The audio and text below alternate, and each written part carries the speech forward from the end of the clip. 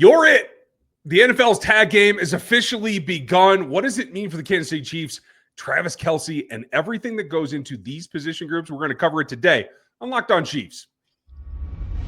From the land of the free and the home of the Chiefs, this is the Locked On Chiefs podcast. Welcome in, everyone. It is the first offseason edition of Matt Derrick on our weekly sit-down to go over this team and where it is. You can find him at ChiefsDigest.com, Chiefs Digest here on the YouTube platform. Check him out. Thanks for making us your first listen today. Go to a next Locked On show, maybe the Locked On NFL show, maybe one of the specific shows. You probably should check out the draft at this point. So say hello to my guys over on Locked On NFL Draft. We have some fun topics to cover and some serious question marks to cover today. Some groups need an overhaul. At these positions, we feel like this has to happen now. This year's version of renewal. We'll get to that coming up later in the show. The Travis Kelce situation is just sitting out there waiting, percolating, trying to hurt you. It's going to be fine. But what are the options? And we're going to start with what everything starts with today. Already rumors out there about the NFL's tag game that begins now. Should the Chiefs be in it? Will be. We're going to get there. He is Matt Derrick, the editor at large for ChiefsDigest.com. You can find him on 41 is the Mic as well, the podcast that you know and love. I am Ryan Tracy, the founder of Rogue Analytics and Performance Consulting, where I've already begun on this year's athletic metric. We're prepped for the combine. It's coming, whether you like it or not. It's going to happen. You can also find me at NFL 33, where I just put out a franchise tag piece. So make sure you get the ins and outs over there and get subscribed and check out RGR Football as well, where we're going to continue to break down this team. I'm excited, Matt, because it's been, a tough go for fans of late since the hangover of SB 59. But this is almost like a day of renewal because it's not new league year yet. But by placing tags, teams are signaling their intentions. Rumor is that Higgins is going to get it. I haven't seen that officially yet. Maybe I'm a little bit behind today, but that's like the start, right? The kickoff of what next year's team is going to look like. Chiefs are definitely in a position where they have a couple of players that they could look at a franchise tag or a transition tag. I guess we should start with, and you know this better than I do, what's the difference, Matt? Yeah, Ryan, with the franchise tag, there's a couple of variations. One's the non-exclusive and there's an exclusive. The exclusive gives the team exactly that. They can negotiate with the player and the player can't go with anybody else. That's very rarely used. Usually what teams refer to, what everybody refers to when they use the franchise tag is the non-exclusive version. That players can negotiate with another team, get an offer, but if they side with another team, that team owes the original team 2 first-round draft picks. So that doesn't happen very often. So even with the non-exclusive, it usually ends up with either the player playing into the tag or getting resolved with an extension, a trade, something of that nature. The transition tag possibility, that basically just gives the original team a right of first refusal more than anything else. Doesn't happen very often, too, because most teams doesn't really have, there's not an exercise. Usually there's, it's less likely that there's going to be any poison pills in contracts like there used to be, because those are illegal now, where you could kind of sign players like that and the deals that teams couldn't match. Now it's just kind of seen as, a barrier. Players don't like the transition tag, agents don't like it, teams don't like it, so hardly anybody ever uses it. So when you're talking about the franchise tag, in particular with the Chiefs, the main problem with it is that, that full value of the tag, when you tag the player, goes on your cap right now. And if you've looked at the Chiefs salary cap recently, you're going to see they don't have a lot of room to be picking up a franchise tag. Like for Trey Smith, that'd be $25 million. They don't have money right now in the cap to just plop down $25 million right now. No, I think it's $113K they have available as I look at this today. That's nothing. And I think the rigmarole it's a tool to instigate change is the way that I look at it. What any of these tags, but mostly the non-exclusive franchise tag. That's what we're all getting down to. And I think when it comes back to it, it's about putting the tag so that you don't lose control of the player. In the meantime, like you said, you have to put that money, and it has to be escrowed, as I understand, against the cap and in a bank account somewhere, which is sometimes a challenge for cash-strapped ownership. But then it either leads to, okay, you can go out and negotiate with another team, and they're either going to give us 2 picks if you sign with them, or we're going to work out a trade deal so that we get the compensation we're looking for and you get your new team. That is the most likely scenario, I think, of anything that could happen with the Chiefs. And there are names that are batted about here. I think the bigger question is, does this even happen for Kansas City, or is it just a tool they don't want to use? Yeah, I mean, by and large, I think it's a tool that they don't want to use, and and can't use, like we alluded to earlier, might be fitting into that as well. Last year was a little bit different with L'Jarius Sneed because at least the Chiefs had a window in which they could shop L'Jarius, try to trade him, and ended up getting more than they would if they had just let L'Jarius Sneed walk. And just getting a third round comp pick, which, and I mean, it's a fourth round pick, let's face it. Instead they got the Tennessee's third round pick, which was much better than a comp pick. So that was a better return. This time around, the challenge is really, like we alluded to, the Chiefs don't have the room to carry $25 million for very long. So if they applied the tag on Trey Smith, they'd have to either get a deal done immediately or trade him immediately. And then you run into the prospect of, hey, if they tag him and can't trade him, can't get a deal done, do you take the tag off? I mean, that's not a good look for an organization either. So, and the reality of it is that I think you're not going to see very many teams use the tag this year. It's just, it's in some places, hey, if you just, with a player, you can't get a deal done and you can afford it, it makes sense for a team. With the Chiefs, if they use a $25 million tag on Trey Smith, I mean, teams are going to use it against him, and the player's agent is going to be able to use it against him. That's going to be the threshold now for getting a deal done for Trey Smith. He's going to be guaranteed under that deal $25 million, unless the Chiefs were to pick up the tag, which, like I said, as an organization, you really can't afford to do. It's a bad look. So, for the Chiefs, it kind of sets not only a expiration date on getting something done with Trey Smith, but really, could force them into a bad deal if they had, ended up having to trade Trey Smith, because every team in the league knows they need to get it off the books. So they're not going to help the Chiefs out. The only way that I see this happening, specifically with Trey Smith, is that it doesn't happen until the end of this period. They have until the 4th of March, 4 p.m. Eastern, folks.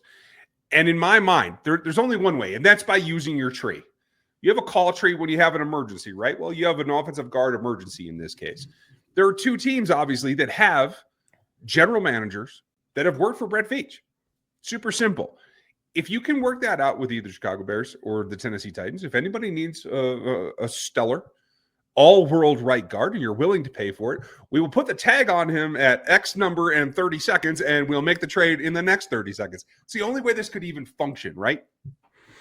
Yeah, and obviously there's other little tricks to it too. I mean, as far as, hey, between the time you put the tag on, deadline March 4th, and the beginning of the new league year, that's like 10 days. A lot of things can happen. So, that can be a little bit fretful for a GM if they're trying to get something done. Because, hey, in that time period, things can change. I mean, teams might all of a sudden be able to get something done in free agency and be like, no, I don't need to make this trade now. Right. So, I mean, it creates some stress for general managers and for ownership too, and last year, I mean, the Chiefs, they knew that they wanted to make a deal for L'Jarius Sneed. They knew they weren't going to be able to get something done. They had to make a trade. And so they were able to get that done in pretty short order. A little bit easier, I think, in that situation than with Trey Smith, especially just given, the Chiefs with where they are with the cap, because once again, it's that carrying that number for any period of time. Like you said, I mean, you would have to essentially tag and flip. And even then, I mean, the Chiefs, by and large, you alluded to the 113,000. Right now, they can't even carry Trey Smith for 30 seconds on the franchise tag. Fair enough. Okay. Just ticking dollars off of the total. Okay, let's not even go there. That's not the only source of stress for this team this offseason. There's one big one hanging out there. What is the situation with Travis Kelce? That's coming up next. When the game tips off, the NBA action is just getting started. There's no better place to get into it than FanDuel, America's #1 sportsbook.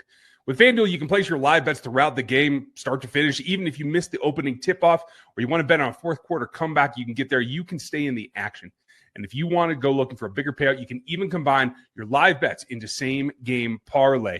You got to love that because it's a new aspect. You can just roll it into it. If you're backing your team for a late-game rally or picking up a player who just hit a three and you think he's getting really, really hot, you can do that in the app, and it makes it super easy. Right now, our new FanDuel customers are getting $150 in bonus bets if you first get a $5 bet that wins. Just visit FanDuel.com to join today. That's FanDuel.com for your shot at $150 in bonus bets right now. Make every moment more with FanDuel, the official sportsbook partner of the NFL and the NBA. Folks, check out that much more at ChiefsDigest.com and Chiefs Digest here on the YouTube platform.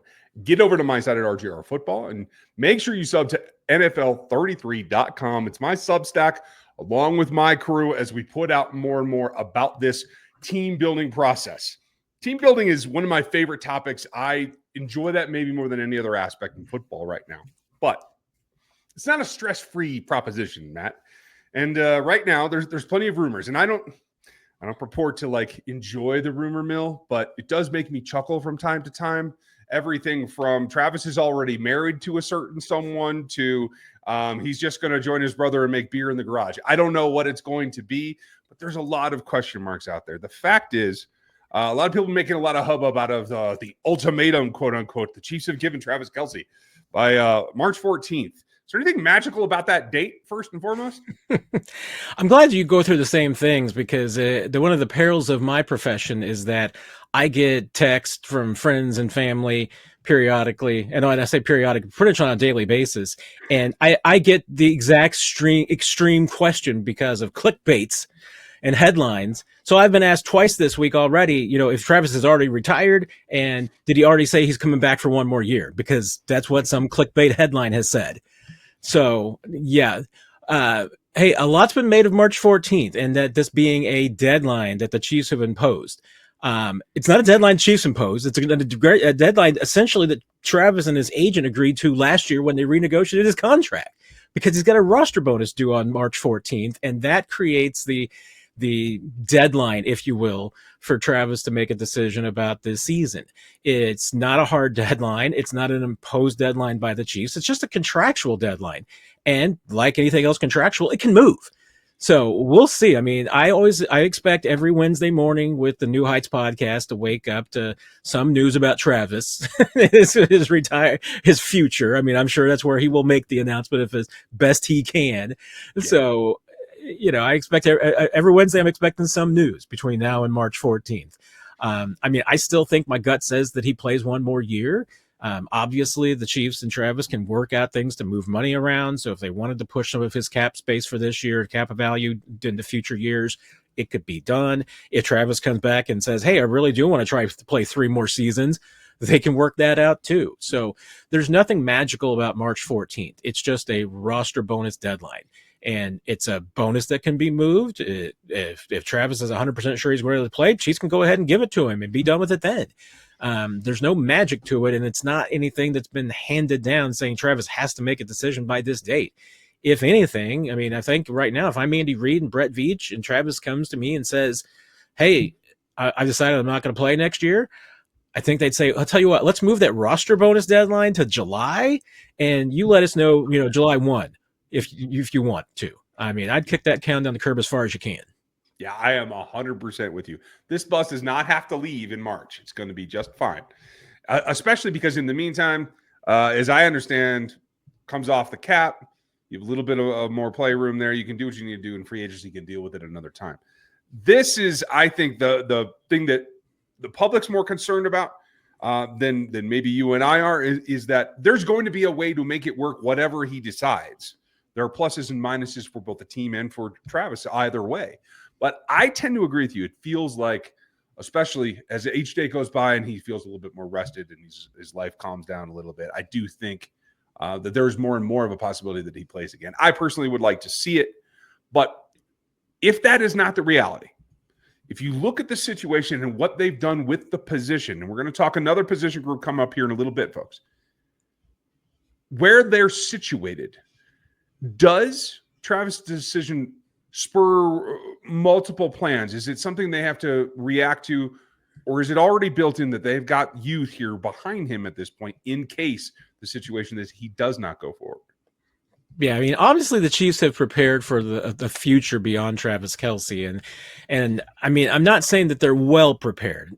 Obviously, they got the extension done with Noah Gray, so that they know that they had the continuity there. They've gotten Noah for the next couple of seasons to begin that transition. But let's also accept Noah Gray's not Travis Kelce, And, he doesn't have even the same size, skill set, anything. I mean, that's not a knock against Noah. It's just the reality is that at this point, he's not proven to be a future Hall of Famer. So there's more work to be done. But also, I mean, he's not as big. He's not as strong. He's not those things that Travis is. So he's a little bit different, as Andy Reid likes to say, flavor.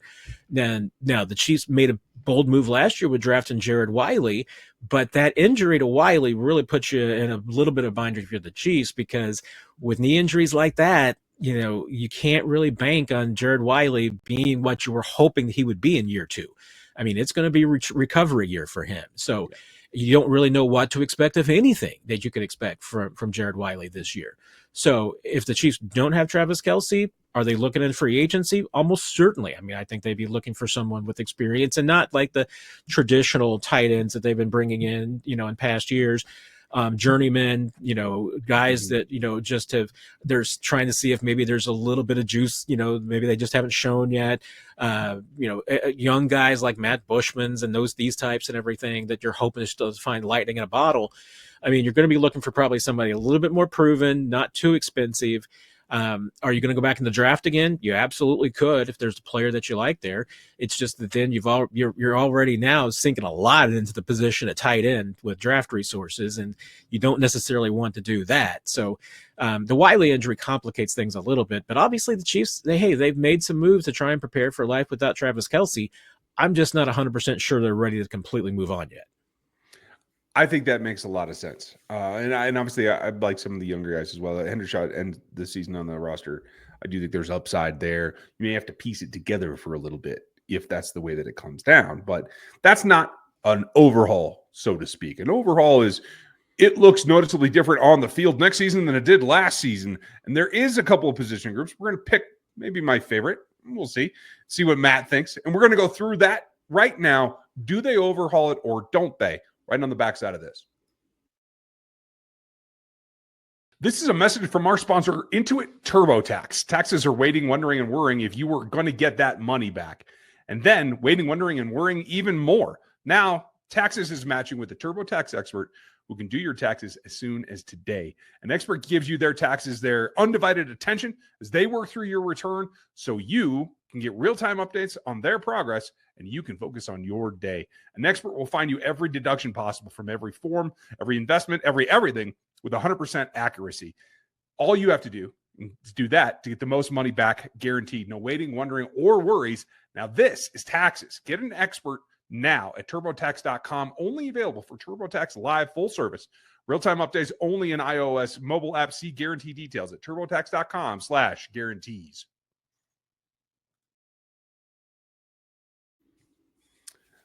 Maybe my favorite thing, because I think one of the unwritten stories, Matt, and we'll see when your next book comes out. One of the unwritten stories about this team is how many times they've had to do mini rebuilds of a position group or a side of the ball in order to make this run that they're still currently on. And yes, folks, Super Bowl hurt, but they are still on a run of epic proportions in terms of getting to that championship game. Maybe need to finish the job next time, but hey, they're still on that run. And it's those mini rebuilds that I find really, really intriguing. I think the same thing happened this year. The injury to Hollywood Brown made them have to change their plan yet again. The lack of fruition on the offensive line made them have to change their plan yet again. Now, we've talked offensive line quite a bit, and even today as well. And so I'm gonna put that on the shelf here. But there's two position groups. You can have your choice. I think really need to be quote unquote overhauled, meaning it's got to be more players than one that are replaced or have an option to replace here, depending on how the contract negotiations go. On one side, it's the off-ball linebackers for me, and it's the wide receivers on the offensive side. Which one strikes your fancy more today? I mean, wide receivers, it's probably the bigger deal. I get where you're going on the off-ball linebackers, and that we probably should talk about. But receivers, it's pretty intriguing because if you are looking at the healthy receivers that the Chiefs have signed for 2025 without any red flags, maybe one. I mean, I'm going to count Nico. I'm just going to say it. Okay, I'll give you Nico. I love Nico. He's your return specialist for sure. So two, we'll say two with Worthy and Nico. But beyond that, yeah, you got Rice signed, but you don't know if he's going to miss time for the injury or the off the field issues. Then what? Tyquan Thornton? I mean, you got a lot of free agents in that group. Yeah, a ton. And unfortunately, all guys that down the stretch, call it the last 6 games of the regular season on, played significant snaps for this team. Hopkins, Brown, Watson, Juju, all of them. McCole Hardman obviously missed time. Sky Moore has been a non-factor for missing time. Technically, he is under contract. I expect them to ride out the contract. Whether he actually makes the 53, I don't know. We'll talk about that when it comes July. But that is a thin group. And as much as I'm intrigued by what Tyquan Thornton could eventually be, or maybe Justin Ross has an epiphany, I don't know. That's not enough. And especially if you're looking at what we expect to be some missed time for Rashee Rice, it is too one-threaded. But you can see him coming back. So is it, in your opinion, is this an overhaul, or is this bide our time to get through a piece without Rashee? And do we go into this really with a 2-man attack at the wide receiver position? I mean, you've got one starter for sure that, hey, barring any future injuries, knock on wood for the Chiefs. But there you go. Throw some salt over your shoulder too. You got Xavier Worthy you can build around. You're hoping, obviously, you get Rashee Rice back. Now, the tough thing is that it might be year 4 before Rashee Rice is 100% and playing 17 games. So how much do you need to go into 2025 thinking, okay, you've got Rashee Rice, but you need to have a second player at that position, somebody who can job share with him to essentially take as much of the load that he's not going to play next year, because he might only play. I mean, he could easily play only 8 or 9 games, maybe. Who knows?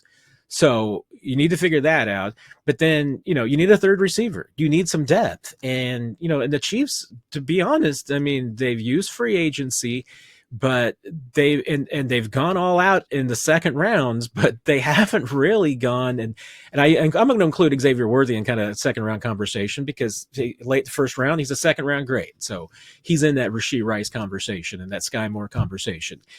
You looked like you hit 2 out of 3 there, but it's really surprised me, and I think it's been, to their detriment, that the Chiefs really haven't looked a lot at wide receiver on day 3.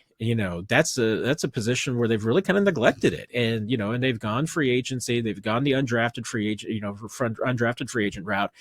I'd be really intrigued for them, because I think there's just good receivers available on day 3, especially early on day 3. You can still find speed there that maybe you just need to coach up. You can still find some skilled players that maybe just lack the blow you off talent, but can catch the football and run routes. Not perfect receivers, but there's guys who can do some things. There's 4th, 5th, 6th round receivers all around the league making plays. So the fact that the Chiefs don't have some of those guys, I think, is a little bit frustrating. But you also have the opportunity, if you can bring back a Hollywood Brown for another year and a 1-year prove it deal, I don't think there's anything wrong with that. Would DeAndre Hopkins fit for another year? Maybe, if he wants to go for a ring. I mean, maybe you can still extend the window with some of these. It is time to move on to some other areas. I mean, I think Justin Watson showed this year that, hey, he slowed down a step. The numbers weren't there this season, so you probably need to turn the page there. So, but hey, is this going to be another one of those years where the Chiefs have 7 receivers and therefore maybe they only really have 2? It could be. That brings me to free agency, and you mentioned it a couple of times. It's tag day. The rumor is T. Higgins is going to get tagged anyway. That was going to be a contract not worth signing, in my opinion, for the Kansas City Chiefs. But there are a number of other guys, and I tend to do this every year. I look at the guys that hurt you on defense. And if there's a free agent wide receiver, I want somebody that was able to beat this defense. Does that make sense to you, or is that just fool's gold? No, it absolutely makes sense. I mean, if you can find it out there, I mean, the challenge is in free agency, receivers get well overpaid. And that's the tough thing, is that you just look at the free agents out there, what they sign for and what they produce. And for production on the dollar, I don't know if there's any position that pays worse than wide receiver for a team. The return on investment is just absolutely terrible. We talked about that Christian Kirk deal. Look at that. you know, and at the time it was mocked, and it should continue to be mocked because it didn't produce anything for the Jaguars for sure. And Christian Kirk wasn't really any different a receiver than he was before. I mean, you know, and what the Jaguars paid for that production was astronomical. So, I mean, that's the thing. And receivers can be boom and bust. I'm probably, based on the experience that the Chiefs have had with some of their more recent, you know, acquisitions, I'll say, including some of, you know, the young guys, the rookies. I'm probably believing more now in the ability in receivers in their first year under Randy Reid to produce than maybe they used to. I think having the continuity around it, as far as the quarterback goes, certainly helps. Having Travis Kelce around would continue to help there too. But, you know, and before, it's always been the first year under Andy Reid is a learning curve. And I mean, Rashee Rice and Xavier Worthy proves that you don't have to have that learning curve, but it also takes the right receiver. Is the right receiver out there for this Chiefs offense? I mean, that's the tough question. It certainly is. Two guys stand out to me, obviously, with Higgins in his situation. Both of them ended the season on the Bills roster. With Amari Cooper, who didn't do much, but has the veteran experience that I think learning that system probably isn't a huge task. Still has enough size and athleticism that I think could help you out, but doesn't have to be a top 2 receiver. The other is the guy that just drives me nuts, and I never want to see him catch a pass on the Chiefs again, and that's Mac Hollins. So do either of those give you any thoughts one way or the other? I mean, at the right price, sure. I mean, you know, especially Amari Cooper. I mean, but, you know, with him in the year that he had, I mean, it had to be a 1-year prove-it deal for me. Yeah, absolutely. I mean, it would have to be that kind of opportunity because to me, neither one of those are players that you want to be signing to 10, 15, $20 million contracts. And Amari Cooper may still think he's that receiver. I don't know. We'll see. But you are what the market, I guess, bears you out. So I always have complete faith, Ryan, that there's going to be one of those 8 teams in the NFL that don't know what they're doing that will gladly look at a injury-riddled wide receiver who didn't have a lot of production and say, yeah, here's 3 years and $45 million guaranteed. Knock yourself out. Yeah. I'm looking at both these guys as Justin Watson tier replacements. Am I wrong in that?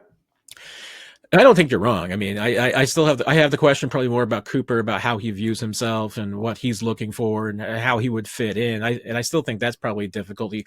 Holland's probably much more of a, you know, fitting in Kansas City. I think he'd be a perfect fit in the Justin Watson role. Okay.